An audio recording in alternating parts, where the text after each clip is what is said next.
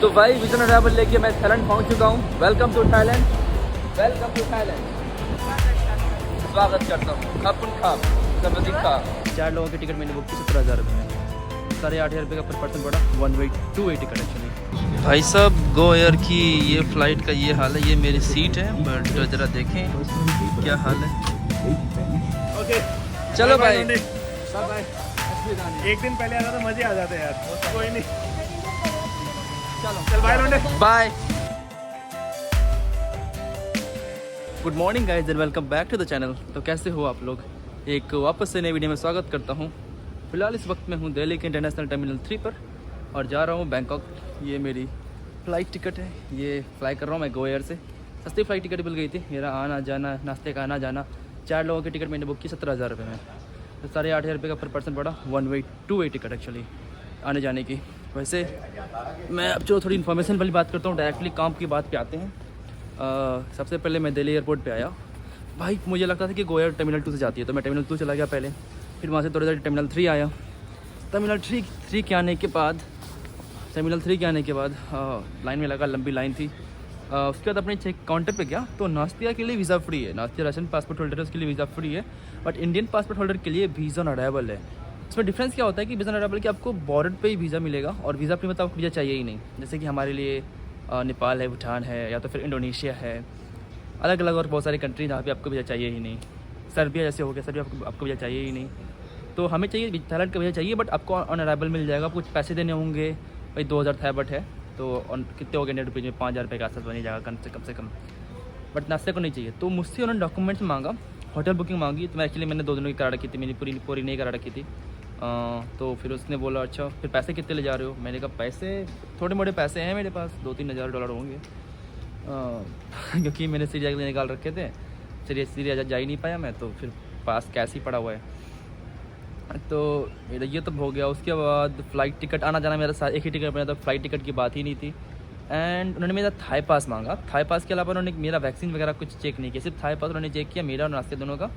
और नास्तिया के थाई पास में मेरे से थोड़ी गलती हो गई थी। मैंने अनास्तासिया है ना, अनास्तासिया होता है, मैंने IA लिख दिया था, मतलब डबल IA होता है, मैंने IA लिख दिया था। फिर बोलने लगे कि एक नंबर मिसिंग है। मैंने कहा रशियन जो नाम है कन्फ्यूजिंग होता है। अनास्तासिया का I है वो गायब हो गया, पता नहीं ये रशियन पासपोर्ट पे, एक पासपोर्ट पे अलग लिखा हुआ है, एक पासपोर्ट पे अलग लिखा हुआ है।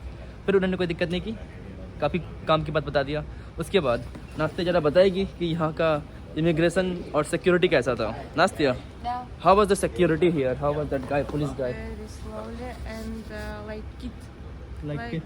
he angry on us and like very more slowly and check more our bag and это как where we put our Like bag? the box? Like the box. Yeah, the box. Like जिसमें So this box when people use, he just throw потом again, like use again. But when we use, we need put on place. Like we use, we потом throw back. молодец. मतलब भाई यहाँ का इस security भाई इतना slow है। लोग सो रहे होते हैं यार वहाँ पे, पता नहीं क्या कर रहे होते हैं। मैं ईरान जैसे कंट्री में जाके आया हूँ भाई, वहाँ पे भी सिक्योरिटी का मसला है। चलो दुबई में सिक्योरिटी कुछ देखते ही नहीं है, चलता है। बहुत सारी कंट्री में तो, यूरोप वगैरह में तो उतना ध्यान नहीं देते हैं, लेकिन यहाँ पे ज़्यादा ही यार, मतलब इतने स्लो हैं। मतलब ऐसा नहीं कि आप चेक करो पूरी तरह से, बट बहुत ज़्यादा स्लो है। थोड़े एक्टिव लोग वहाँ पे रखा ही नहीं लोगों ने, सिर्फ काफ़ी स्लो लोगों को रखा है। वैसे ये मेरी बोर्डिंग हो रही है, 3 मिनट का मैंने लंबा बहस दे चुका हूँ। ये मेरा बोर्डिंग गेट है। तो चलो welcome to Thailand now. Sleep in plane. या कल जो हम लोग आए थे, कल शाम को सोए थे, फिर सो ही नहीं पाए क्योंकि मुझे लगा अगर सोएंगे तो उठ नहीं पाएंगे। चलो हम चलते हैं हम लोग वापस से। अब चलो थाईलैंड के लिए फ़्लाइट बोर्ड करते हैं। ये भाई हमारे टिकट।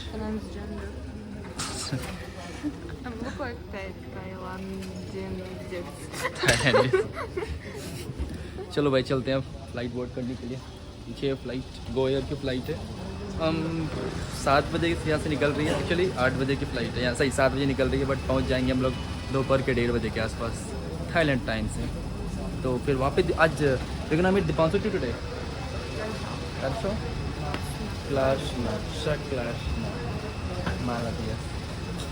भाई साहब गो एयर की ये फ़्लाइट का ये हाल है। ये मेरी सीट है बट ज़रा देखें क्या हाल है। Go Air. उन्होंने साफ तक करना सही नहीं समझा, साफ किया ही नहीं उन्होंने। कोई बात नहीं, होता है। तो भाई थाईलैंड में आपका स्वागत है। मैं थाईलैंड पहुंच चुका हूँ। Welcome to Thailand, welcome to Thailand. सब दिखा कब था मीना जब उत्सवम। I am from Thailand now. ये थाईलैंड में आ रहा हूँ 5वीं बार। तो भाई मैं बोल रहा था थाईलैंड में एक्चुअली 4थी से 5वीं बार आ रहा हूँ। नास्तिया को अभी चाहिए नहीं है वीज़ा, बट वीज़ा अराइवल की लाइन इधर लगी हुई है भाई। नास्तिया दवाई तो दा वीज़ा अराइवल दा। ये भाई साहब वीज़ा अराइवल की लाइन लगी हुई है, इस तरह की लंबी लाइन है भाई, लगता है मुझे इस तरह हिसाब से दिख रहा है। हाँ भाई लाइन तो लंबी है। And immigration नास्तिया you will go दुर्गोज side, I will go दुर्गोज side because क्योंकि भाई मेरे को चाहिए वीज़ा और इसको वीज़ा चाहिए ही नहीं, मतलब ऑनरेबल नहीं चाहिए इसको। या नहीं चाहिए दबा यू वेट मी टू बहुत ही देगा। तो भाई वीज़ा ऑनरेबल लेके मैं थाईलैंड पहुंच चुका हूँ। Welcome to Thailand, welcome to Thailand. स्वागत करता हूँ। खापुन खाप सब दिखा, खापुन खाप सब thank you blah blah blah. Welcome यार, welcome. I don't know anyway. तो भाई वीज़ा अराइवल कोई खासा मुझसे उन्होंने डॉक्यूमेंट्स नहीं मांगा। डॉक्यूमेंट्स के नाम पे उन्होंने बस मेरे से 2 नाइट के होटल पे की मांगी थी और रिटर्न फ्लाइट टिकट पर थोड़ा जोड़ दे रहे थे। एंड पैसे के बारे में किसी ने मुझसे नहीं पूछा। वेल डिपेंड करता है पासपोर्ट टू पासपोर्ट। उन्होंने मेरा पासपोर्ट पलट के देखा तो वीज़ाज वगैरह इतने पड़े थे, वो खोजने में टाइम लग गया कि कहाँ पे स्टाम्प बढ़े, क्योंकि मेरा पासपोर्ट मोटा वाला पासपोर्ट 64 पेज वाला पासपोर्ट है, वो ऑलमोस्ट भरने वाला है, मतलब ऑलमोस्ट भर चुका है पूरी तरह से। तो कुछ सवाल वगैरह नहीं किया, किसी ने कैश वगैरह नहीं मांगा। हालांकि भाई थाईलैंड में एक प्रॉब्लम है। प्रॉब्लम ये है कि ATM पे भाई यहाँ 500 रुपये सिर्फ विड्रॉल फी चार्ज करते हैं। 500 रुपये आपको सिर्फ विड्रॉल फी देना पड़ेगा। तो मेरे पास अभी इतने पैसे है नहीं। मेरे पास कुछ डॉलर पड़े हुए थे जो कि मैंने वीज़ा अराइवल के लिए चेंज करवाने के लिए लिया था। वही डॉलर मैंने चेंज करवाया और वीज़ा अराइवल लिया। उससे 2000 बाद का वीज़ा आया। इसके लिए वीज़ा फ्री था, तो इसके लिए लाइन लंबी थी नहीं भाई, 2 मिनट की लाइन थी। जस्ट स्टाम्प मार के जा रहे थे, लेकिन हमारे लिए वो फॉर्म भरना पड़ता है, सारे डॉक्यूमेंट्स चेक करते हैं वगैरह वगैरह। तो इसको भी बेचारी को वेट करना पड़ गया। इसको मिला है 1 महीने का वीज़ा, मुझे मिला है 15 दिनों का वीज़ा। सुभरवानी airport name. इसको मिला 1 महीने का वीज़ा, मेरे को मिला 15 दिनों का वीज़ा। नंबर 7 पे हमारी ग्रैब आ रही है, मतलब मैं टैक्सी लेके जा रहा हूँ अब डायरेक्टली अपने सिटी। उसके लिए यही आज का प्लान है। जो सिम कार्ड जो लिया है, सिम कार्ड के बारे में मैं अपने घर जाके बताता हूँ, क्योंकि मेरे पास ऑलरेडी सिम कार्ड है और मुझे यहाँ पे लाइन लगनी भी नहीं पड़ी। काइंड ऑफ सस्ता ही पड़ा मुझे। मैंने ऑनलाइन लिया है एंड मुझे एक्चुअली ई सिम कहते हैं उसे। उसके बारे में मैं थोड़ा बताऊँगा किस कंपनी से मैंने लिया है। कोई स्पॉन्सर नहीं कर रहा, बट क्योंकि मुझे अच्छा लगा वो कंपनी, सारे देश में अवेलेबल है, इसलिए मैं आपको बताना चाहता हूँ। नंबर 7 पे आ गया। यहीं पे मुझे मेरी ग्रैब मिलेगी, जो ये है एयरपोर्ट। एक्चुअली एयरपोर्ट में पहली बार आ रहा हूँ मैं। इससे पहले एक बार और थाईलैंड आ चुका हूँ, लेकिन वो आया था मैं DMK, वो डोंग म्योंग एयरपोर्ट है ना, वो उसमें आया था। ये है दूसरा एयरपोर्ट। चलो अपने टैक्सी लेके डायरेक्टली सिटी चलते हैं।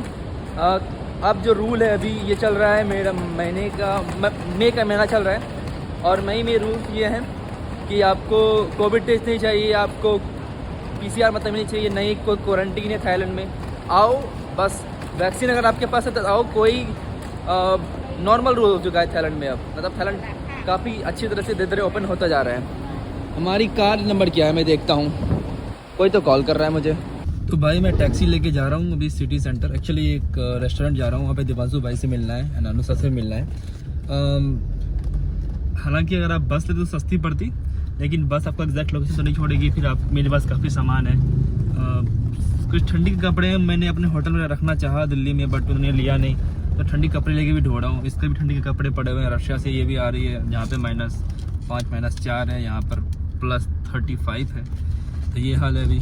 कुछ एरिया ऐसे एरिया में है, मुझे पूरा फ्लैशबैक आ रहा है, जैसे मैं सारे जो क्रॉस कर रहा हूँ ना, मुझे पूरा फ्लैशबैक आ रहा है। अच्छा ये इस तरह सीधा तो थाईलैंड दिखता था भाई, थाईलैंड इसी तरह दिखने लगा मुझे वापस से।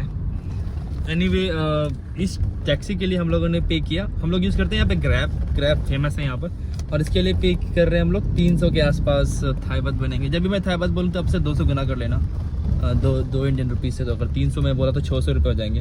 हालांकि रशियन रूबल का तो कुछ पता ही नहीं चल रहा। आज $1 इज इक्वल टू, आज मैं चेक करा था 65-64 हो गया है। भाई 140 से लेके 65 चला गया, ये तो मतलब कुछ ज़्यादा ही फ्लक्चुएट कर रहा है। Russian ruble, you know, 66 today, 64 today, something like this. Да.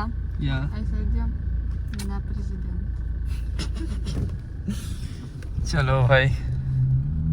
और अभी जाएंगे, मैं अभी दीपांशु भाई और अनुषा से मिलने वाले हैं, क्योंकि वो दोनों रेस्टोरेंट में वेट कर रहे हैं। उसकी फ़्लाइट भी आज रात की मतलब 5 घंटे के बाद उन लोगों की फ़्लाइट है, वो भी जा रहे हैं अब वापस यहाँ से, और मैं यहाँ पे आ रहा हूँ। तो देखता हूँ कैसा रहता है थाईलैंड की जर्नी। आप चैनल पे बने रहो, चैनल को अगर सब्सक्राइब कर लो, इस वीडियो को लाइक भी कर दो। एंड या आगे थाईलैंड की वीडियोस आपको आगे और देखने को मिलेंगी। थोड़ा मेरा नॉर्थ में प्लान है, फिर मेरा साउथ में प्लान है। 10 दिनों में जितना हो सके कवर करूँगा। हालांकि मैंने इस कंट्री को अच्छी तरह से कवर कर रखा है। 2 महीने के लिए मैं थाईलैंड में था, बट मैं ये 4थी 5वीं बार आ रहा हूँ। मैं बहुत बार आ चुका हूँ थाईलैंड, मतलब ट्रांजिट भी 2-3 बार कर चुका हूँ थाईलैंड में, 2 बार प्रॉपर ट्रैवल भी कर चुका हूँ। तो ये 4थी 5वीं बार होगा थाईलैंड। मैं यहाँ पर आ रहा हूँ, अनुषा यहाँ से जा रही है। Bye bye, Dasvidaniya. एक्चुअली मैं आ रहा था और बारिश से हमारा स्वागत हुआ। मैं दीपांशु और ये अनुषा यहाँ पर थी। बट कैसा लग रहा है, कैसा लगा 7 दिनों में थाईलैंड का एक्सपीरियंस? अच्छा ना यार, लास्ट टाइम मैं जब यहाँ पर आई थी ना, हाँ तब थोड़ा डिफरेंट था, और इस टाइम शायद कोविड की वजह से थोड़ा कम टूरिस्ट। हाँ थोड़ा कम टूरिस्ट, लेकिन हाँ टूरिस्ट है, ऐसा नहीं है कि बिल्कुल नहीं टूरिस्ट आ रहे। लेकिन जो पुराने वाली जगह थी ना, वो उनके अंदर थोड़ी वाइब्स चेंज हो गई हैं। जैसे खाउसान रोड के ऊपर पहले बहुत मजे आते थे ना, अब उतना मस्त नहीं लग रहा है, चेंज हो गया है। फुकेत और ज्यादा टूरिस्टिक हो गया है। मुझे लग रहा है कुछ टाइम बाद फुकेत पटाया बन जाएगा। पटाया अब कोई नहीं जाता है भाई, मेरे घर में कोई नहीं जाता पटाया। पटाया कहते कभी नहीं जाऊँगा पटाया। बहुत गंदी से, बहुत गंदा। वहाँ पे सिटी में घुसती गंदी वाइब्स आने स्टार्ट हो जाएंगी। चलो कोई नहीं। पटाया ये नичего не понимаю вообще। पता ही नहीं जाएगी, फुकेत जाएगी। और बताओ, सब दिखा खपुन खा खाप अपन लड़के हैं ना, तो खाप हा हा। मैं आ रहा हूँ, ये जा रहे हैं। कोई बात नहीं, यही होगी। कितनी है, कौन सी है? 138। मेरी तो अच्छी गाड़ी आई थी, मेरी तो गाड़ी अच्छी आई थी। तुम्हारा हेल्प कर दूँ? अरे शुभम मेरे को ही बाय बोल दो। 2 people। ओके चलो बाय बाय। बाय। एक दिन पहले आता तो मजे आ जाते यार। कोई नहीं, चलो चल बाय रोंडे। Bye bye.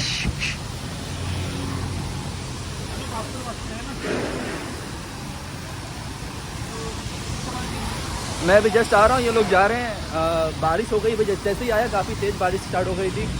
एंड ठीक ठाक मौसम है, इसलिए मैं थोड़ा जैकेट पहन लिया था क्योंकि बारिश थी, इसलिए मैं छोटा सा जैकेट लेके आया था। हालांकि बहुत ज़रूरत नहीं है अगर आप थाईलैंड आ रहे हो। गर्मी तो हमेशा रहती है यहाँ पर, काफ़ी ह्यूमिड मौसम है, बट अच्छा लग रहा है थाईलैंड आके वापस से।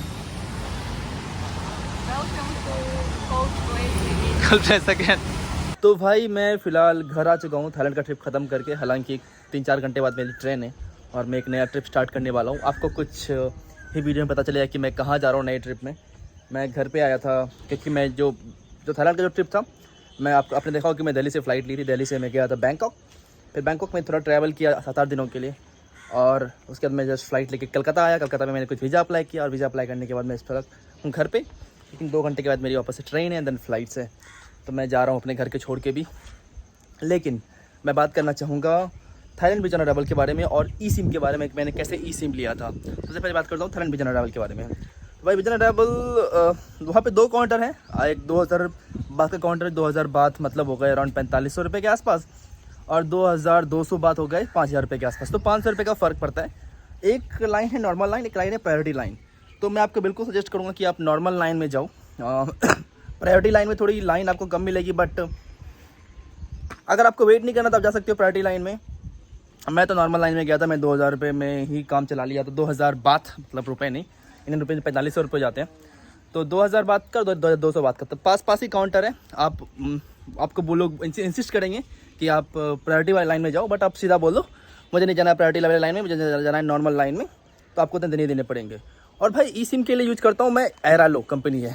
अपने फ़ोन से वीडियो बना रहा हूँ, हाथ में दर्द करने लगता है। एरालो कंपनी, भाई ये कंपनी मुझे मतलब स्पॉन्सर नहीं कर रही है, मैं पर्सनली यूज़ करता हूँ, इसलिए मैंने आपको सजेस्ट किया। ये ई सिम बहुत मस्त है यार, क्योंकि इसमें इस ऐप पे आपको सारे देश के सिम मिलेंगे। मतलब मोस्ट ऑफ द टर्की में वही सिम मिल गया था मुझे। मैंने यूरोप में सिम यूज़ किया था, बेलारूस में मैंने सिम यूज़ किया था, थाईलैंड में ई सिम यूज़ किया। तो हाल ही में मैं इसको जानता हूँ और सोचा आपके साथ सजेस्ट करूँ। एरोलो नाम की कंपनी है।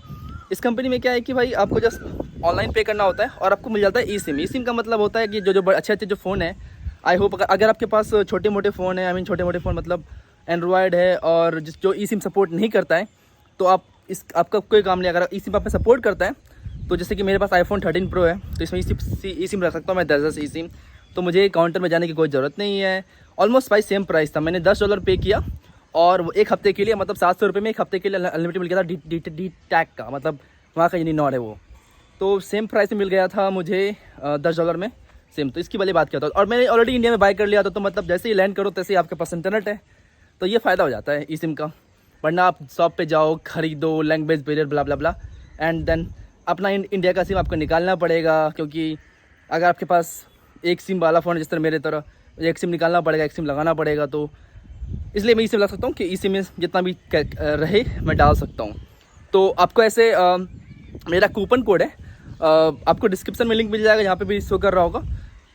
फिर से बता रहा हूँ, स्पॉन्सर नहीं कर रही है, बस अगर आप मेरे कूपन कोड यूज़ करोगे तो मुझे कुछ रिफर एंड में कुछ मिलेगा एंड आपको भी $3 ऑफ मिलेगा। तो आपको भी फ़ायदा है, मुझे भी फ़ायदा है, दोनों का फ़ायदा है। Just like affiliate kind of marketing है, बट ऐसा नहीं है कि वो मुझे स्पॉन्सर कर रही है, पैसे दे रही है इस बोलने की, क्योंकि मुझे पसंद आया इसलिए मैं बोल रहा हूँ। एंड आपका कूपन कोड यूज़ करोगे तो मेरे को फ़ायदा होगा और आपको भी फ़ायदा होगा $3 का। तो अगर थाईलैंड जा रहे हो तो आपको जो सिम है आपको $200 बच जाएंगे वो सिम खरीदने में, क्योंकि सस्ता पड़ेगा थाईलैंड के काउंटर से लेने में। तो फ़ायदा तो आपका भी है। $200 बचाओ भाई, $200 बचा के आप चाहो तो प्रायोरिटी वाली लाइन में जा सकते हो ये $200 बचा के। चलो इस जगह ही ख़त्म करते हैं। बहुत ही जल्द थाईलैंड की सारी वीडियोज़ आएगी, काफ़ी अच्छी सीरीज़ रहेगी। एंड बाकी कौन सी वीडियो आएगी आपको अपडेट करता हूँ। फिलहाल अपने घर पे हूँ, हालांकि ये मान भी कैसी है, इन सब के साथ वीडियो बनाऊंगा मैं एक जल्दी घर पे, आज निकलने से पहले। तो अभी मैं निकल रहा हूँ घर से एंड जा रहा हूँ